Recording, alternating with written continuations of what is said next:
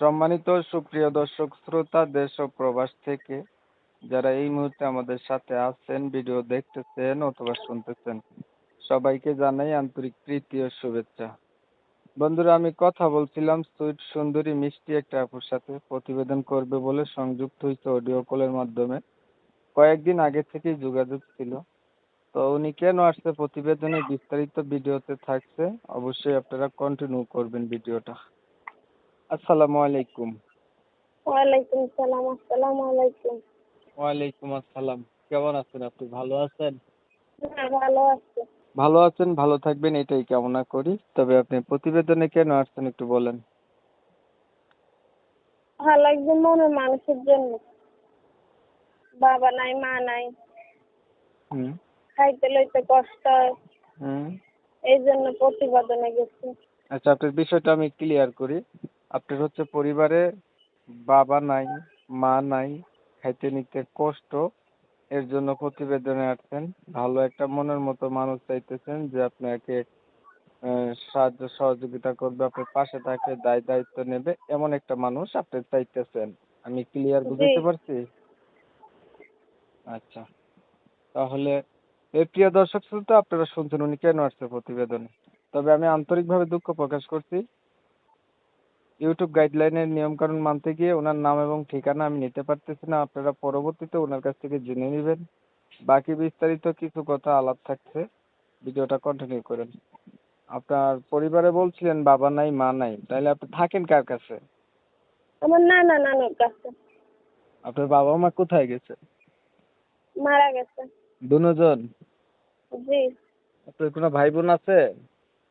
আমার ছোট একটা ভাই আছে, মাদ্রাসা পড়ে। আপনার বয়স কত? 18। বিয়ে শাদী হয় নাই আপনার? জি না, বিয়ে হলে কি আর প্রতিবেদনে যাইতাম? আগে আর প্রতিবেদন করছিলেন? জি না, এই প্রথমে।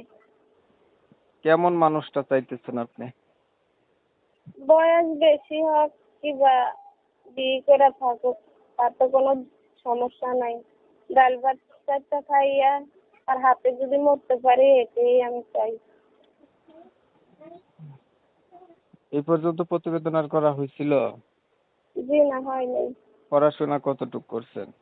ক্লাস 7 পর্যন্ত পড়ছি। তা আপনি একটা মানুষ চাচ্ছেন, তার বয়স বেশি হলেও আপনার কোনো সমস্যা নাই। জি, কোনো সমস্যা নেই। আচ্ছা, আপনি ক্লাস 7 পর্যন্ত পড়াশোনা করছেন, কোরআন শরীফ পড়তে পারেন? হ্যাঁ, পারি। নামাজ পড়া হয়? জি হয়। 5 ওয়াক্ত নামাজ পড়া হয়। বর্তমানে আপনি কি করেন? এই সেলাই মেশিনের কাজ করি। আচ্ছা, মেশিনটা নষ্ট হয়ে গেছে, এখন বেকার বসে আছি। তো আপনার উদ্দেশ্য হচ্ছে ভালো একটা মনের মানুষ পাইলে তারে বিয়া করবেন না শুধু সম্পর্ক করবেন? বিয়ে বসবো। আচ্ছা, ঠিক আছে। দেখতে দেখতে ভিডিওর শেষ প্রান্তে চলে আসছি, আর কিছু বলবেন? জি না, আপনি আর ভালো কিছু বলার থাকবেন। নেই। এত সুন্দর করে কথা বলার জন্য আপনাকে ধন্যবাদ। প্রিয় দর্শক শ্রোতা, আপনারা অলরেডি জেনে গেছেন উনি কেন আসছে প্রতিবেদনে। তো আপনারা জানেন যে আমি সবসময় এমন ভিডিওগুলো দেই। ওনার উদ্দেশ্য হচ্ছে একটা মনের মতো মানুষ পাইলে জীবন সাথী করবে। ওনার যেহেতু বাবা মা কেউই নাই, তো ওনার কথা শুনে যাদের একটু ভালো লাগছে, মায়া দয়া হয়েছে, ওনার প্রতি সহানুভূতি জাগছে, চাইলে ওনার সাথে কথা বলতে পারেন। আরো কিছু জানতে চাইলে যোগাযোগ করলে জানতে পারবেন। আর যদি ওনার ভিডিওটা ভালো লেগে থাকে তাহলে একটা লাইক দিতে পারেন, একটা শেয়ার দিয়ে ইমো মেসেঞ্জারে ছড়াই দিতে পারেন যাতে বেশি লোকে দেখতে পারে।